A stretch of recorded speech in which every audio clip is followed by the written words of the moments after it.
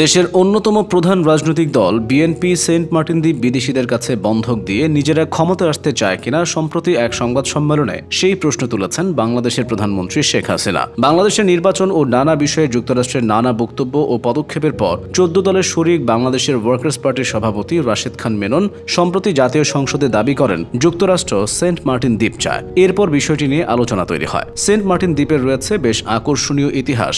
বিভিন্ন অধ্যায় পার করে সেন্ট মার্টিন দ্বীপটি আজকের বাংলাদেশের অংশ হয়েছে, যা অনেকেরই অজানা। কক্সবাজারের টেকনাফ থেকে 9 কিলোমিটার দক্ষিণে নাফ নদীর মোহনায় সেন্ট মার্টিন দ্বীপ অবস্থিত।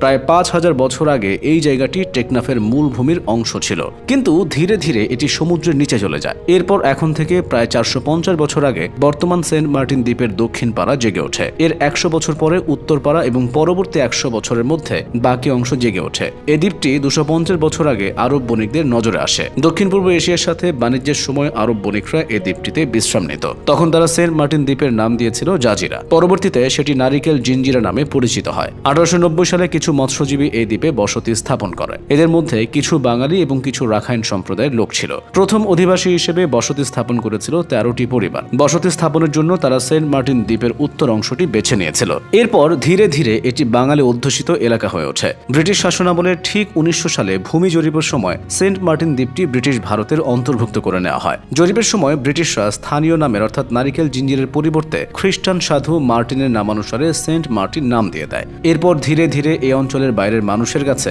দ্বীপটি সেন্ট মার্টিন নামে পরিচিতি লাভ করে।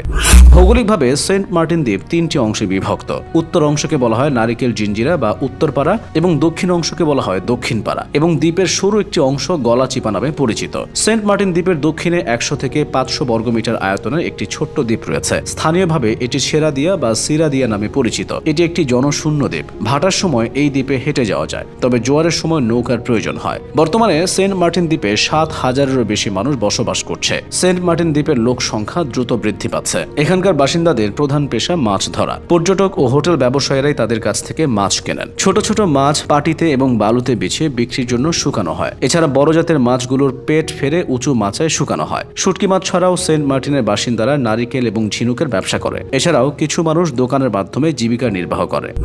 সেন্ট মার্টিনের ছোট ছোট শিশুরা দ্বীপ থেকে সংগৃহীত শৈবাল পর্যটকদের কাছে বিক্রি করে। পুরো সেন্ট মার্টিন দ্বীপে প্রচুর নারকেল এবং ডাব বিক্রি হয়। মায়ানমারের আরাকান থেকে আসা বাংলাভাষী রোহিঙ্গাদের এই দ্বীপ অঞ্চলে প্রায় দেখা যায়। পর্যটন কেন্দ্র হিসেবে সেন্ট মার্টিনের দ্বীপটি দারুণ জনপ্রিয়। পর্যটন মৌসুমে এখানে প্রতিদিন 5টি লঞ্চ বাংলাদেশের মূল ভূখণ্ড হতে আসা যাওয়া করে। সেন্ট মার্টিন দ্বীপে বর্তমানে বেশ কয়েকটি আবাসিক হোটেলের পাশাপাশি একটি সরকারি ডাক বাংলো রয়েছে।